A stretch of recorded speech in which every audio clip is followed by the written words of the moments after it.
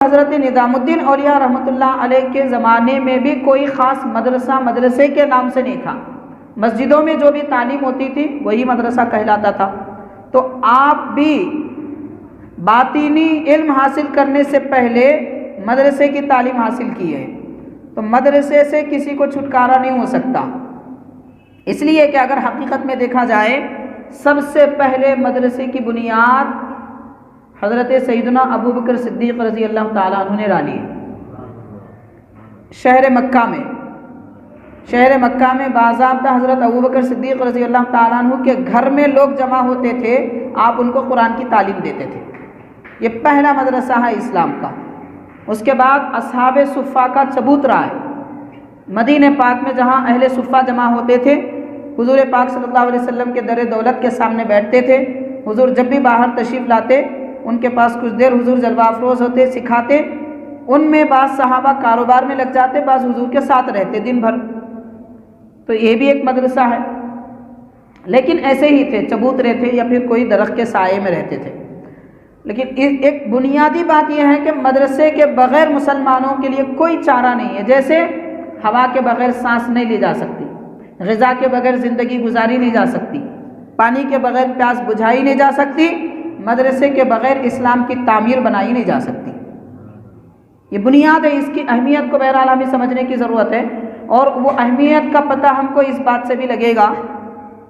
حضرت نظام الدین اولیاء محبوب الہی رحمۃ اللہ علیہ، آپ نے جب علم دین حاصل فرمایا اور ایک کتاب آپ نے تکمیل فرمائی، جو مدارس میں عالم کورس میں کتابیں پڑھائی جاتی ہیں، ان میں سے ایک کتاب کی فقہ کی کتاب کا نام ہے خدوری.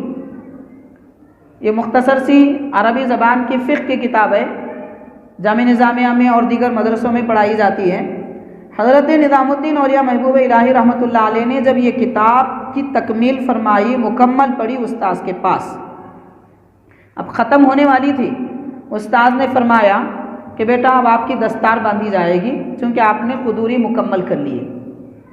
تو اس زمانے میں قدوری کتاب جو پڑھی جاتی تھی اس پر دستار باندھی جاتی تھی، یعنی یہ سند دی جاتی تھی کہ اب یہ عالم ہو چکے ہیں.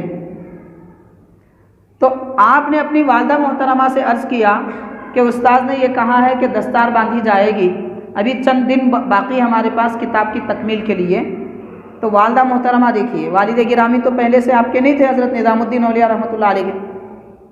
تو والدہ محترمہ جو خرچ گھر کا برداشت فرماتی تھی، کپڑا بن کے چرخہ کاٹ کے کپڑا بناتی تھی، اور اس سے جو بھی آپ کو کمائی ہوتی بازار میں وہ کپڑا خود لے جاتی، فروخت فرماتی، اور اس سے جو کمائی ہوتی تھی گھر کا گزارا ہوتا تھا. حاضرین، حضرت نظام الدین اولیاء رحمۃ اللہ علیہ نے جب عرض کیا تو والدہ محترمہ نے فرمایا آپ اپنے استاد سے یہ کہیے کہ تھوڑی دن مہلت دیجیے، آپ کی دستار کی چادر میں اپنے ہاتھوں سے بناؤں گی، بازار سے نہیں خریدوں گی، میں خود اپنے ہاتھوں سے بناؤں گی. چنانچہ اس چرخے سے آپ نے ایک دستار تیار کی، محبوب الہی رحمۃ اللہ علیہ کے سر پہ باندھنے کے لیے امامہ بنایا اور وہ دے کر بھیجے. پھر استاذ نے وہاں پر دستار باندھی اور آپ کو اس دستار کے ذریعے سند دی گئی. سرٹیفکیٹ جو آج مدرسوں میں دیا جاتا ہے وہ پہلے موجود نہیں تھا، صرف دستار باندھی جاتی تھی. یہ دلیل ہوتی تھی اس بات کی کہ یہ عالم تکمیل کر چکے ہیں.